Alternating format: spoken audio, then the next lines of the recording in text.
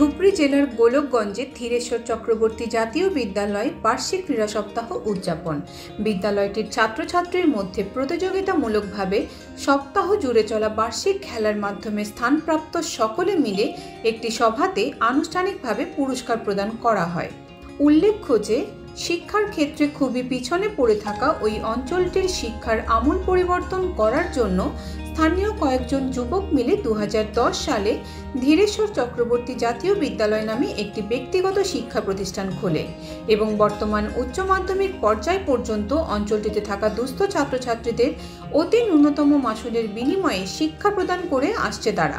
এই বিদ্যালয়টির আজ প্রথম দিনে পতাকা উত্তোলন করে স্বর্গীয় ধীরেশ্বর চক্রবর্তীর প্রতিচ্ছবিতে মাল্যদান এবং প্রদীপ প্রজ্বলন করেন বিদ্যালয় কর্তৃপক্ষ। তার পাশাপাশি তারা সকলে মিলে সাফাই অভিযানে নেমে পড়ে। এই সাফাই অভিযান সম্পূর্ণ করে বার্ষিক খেলার শুভ উদ্বোধন করে আজ এই সভাতে বিশিষ্ট অতিথি সকলকে সংবর্ধনা জানানোর পাশাপাশি বিশিষ্ট ব্যক্তিদের এবং ছাত্রছাত্রী সকলের উদ্দেশ্যে বিভিন্ন ধরনের ভাষণ দেওয়া হয়।